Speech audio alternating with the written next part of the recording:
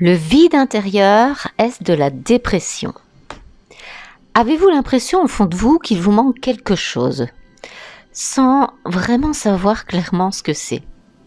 Ressentez-vous comme un vide à l'intérieur de vous que vous ne parvenez ni à combler, ni à comprendre? Se sentir vide, c'est un peu comme perdre la connexion à notre âme. On perd le sens de la vie. Pourquoi on est ici? Quel est notre but? Notre rôle? On ressent comme une tristesse interne, mais on ne sait pas vraiment pourquoi. Bonjour, je suis ravie de vous retrouver pour ce podcast hebdomadaire. Je suis Sandra Mesdac, coach en développement personnel et spirituel. Et c'est une aventure que j'ai commencée maintenant, il y a un peu plus de 10 ans, que j'ai plaisir à partager avec vous depuis 1 an maintenant sur YouTube, à partager mes podcasts, à vous aider à changer votre vie, à l'améliorer, à comprendre vos comportements à travers mes propres expériences et recherches. Alors je ne prétends pas avoir la vérité, bien entendu, mais juste vous transmettre les étapes par lesquelles je suis passée auparavant et par lesquelles je passe encore aujourd'hui pour ma propre transformation. C'est vraiment l'aventure de toute une vie que d'apprendre à savoir qui l'on est et à aimer profondément chaque partie de nous. Ensemble, éveillons notre conscience, transformons notre vie. La sensation de vide est difficile à décrire.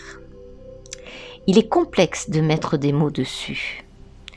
Nous ne le ressentons pas de la même manière, par conséquent, se sentir vide dépend de l'expérience de chacune et de chacun. Pour autant, des émotions communes se retrouvent chez les personnes qui ressentent ce vide intérieur. Peine, tristesse, impuissance, grande solitude, insécurité, bref, on est perdu. Se sentir vide, c'est l'expression d'une détresse profonde qui repose sur des expériences marquantes comme un choc émotionnel. On peut se sentir vide aussi pour une autre raison. On a eu un manque d'amour à un moment donné dans notre existence, généralement dans l'enfance, ce qui nous rend extrêmement vulnérables et fragiles. Et dès lors qu'on a la sensation de ne pas être aimé, le vide intérieur et les sentiments qui sont liés peuvent s'installer durablement en nous. Et il peut s'exprimer sous différentes formes. L'angoisse, la dépression, la jalousie, la dépendance affective, les dépendances de toutes sortes, la drogue, l'alcool, les compulsions alimentaires comme la boulimie, la difficulté de s'affirmer, de prendre sa place. Se sentir vide, c'est ressentir une désolation, c'est-à-dire un manque total de joie, d'espoir, de satisfaction. Il est possible d'avoir ce sentiment sans pour autant souffrir de symptômes dépressifs. Si on a tendance à avoir des vieux démons, on peut se tourner vers eux. Cigarettes, alcool, addiction sexuelle, troubles alimentaires, puis shopping compulsif, enfin toutes sortes de comportements compulsifs via ces addictions. J'ai connu ce sentiment de vide intérieur. Pourtant, au bout de quelques années galères à élever mes filles seules, j'avais tout pour être bien. Propriétaire d'une maison, job à la mairie, vie sociale, sorties les week-ends, vacances une fois par année. Je n'étais pas malheureuse. Je me le disais souvent d'ailleurs pour me raisonner. Il y a pire que toi, tu n'as pas le droit de te plaindre, regarde tout ce que tu as créé, tout ce que tu as fait, tout ce que tu as déjà. Autant de phrases que je me suis dites de nombreuses fois pour essayer de m'apaiser. J'en arrivais à cette conclusion. Je n'étais pas malheureuse, mais seulement voilà, juste il y avait le mais. Il m'a fallu un burn-out pour commencer à mettre des mots sur ce vide que je ressentais. J'ai réalisé que la vie était courte, trop courte, pour que je continue à jouer à être quelqu'un d'autre, juste pour que les autres m'aiment.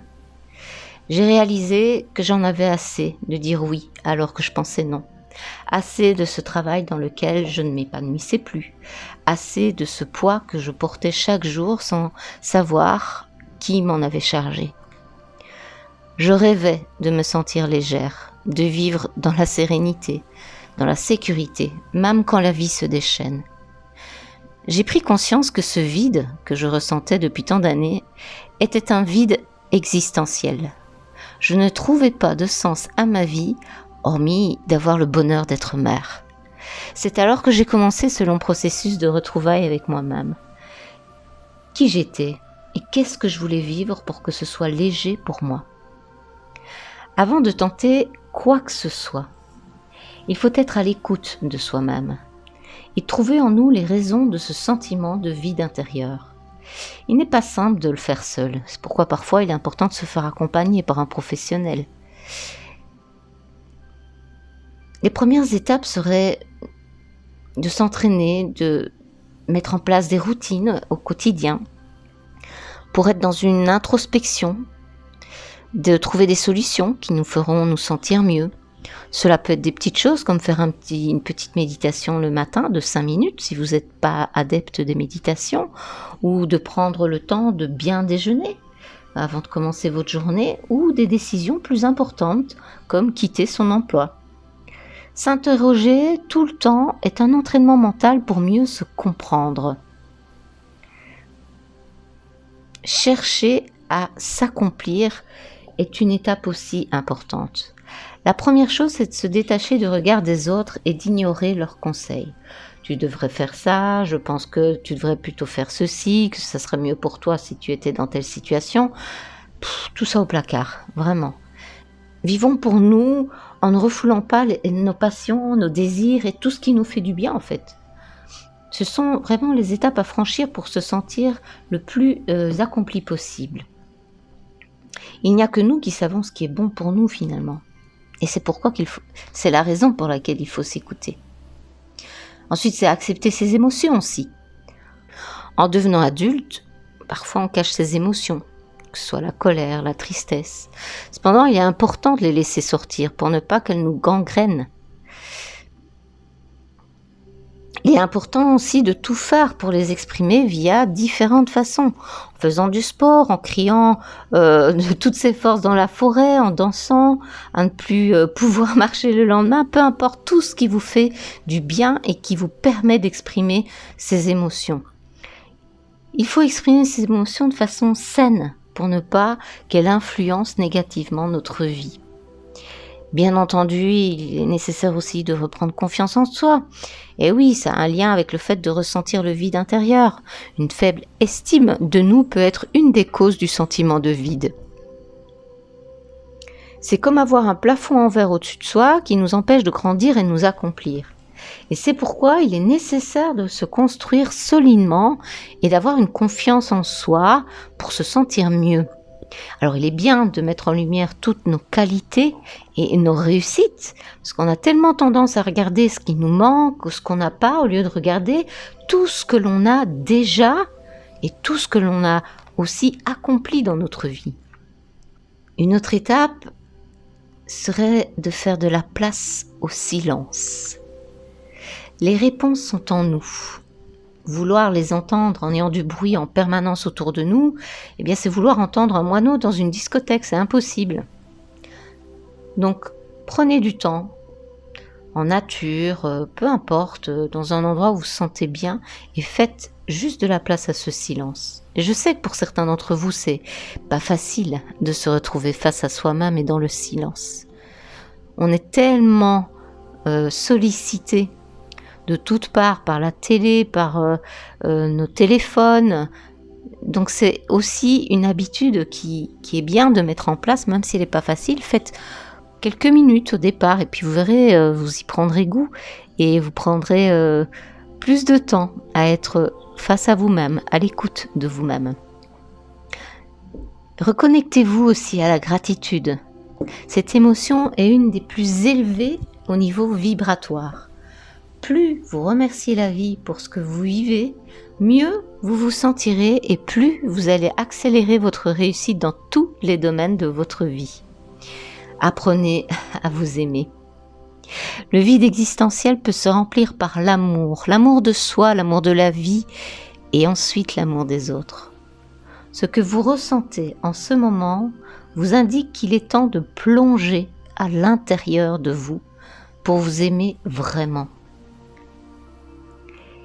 Et pour terminer, je vais vous dire ce que je partage avec Frank Lobvet, si vous connaissez, qui est un philosophe que j'aime beaucoup écouter.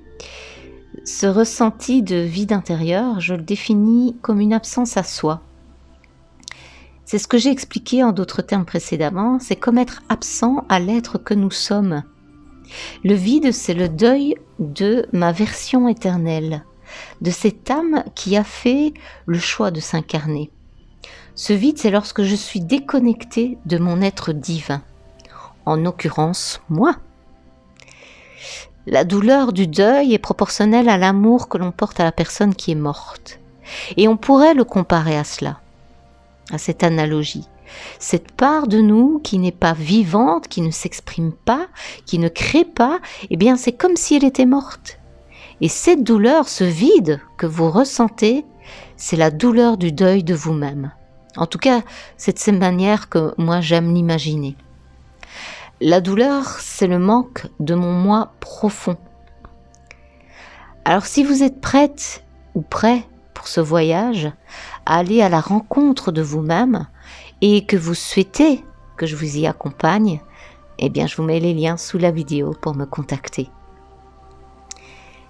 J'espère que ce podcast a pu vous aider, vous amener des prises de conscience, vous faire du bien. Et si vous pensez que ça peut faire du bien aussi à quelqu'un d'autre, n'hésitez pas à le partager. Je vous remercie pour vos commentaires, pour vos likes. Merci de faire grandir cette communauté petit à petit.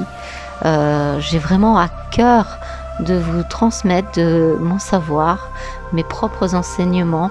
Prenez ce qui vous convient, ce qui vous fait du bien à vous. Je vous dis à très bientôt. Prenez bien soin de vous.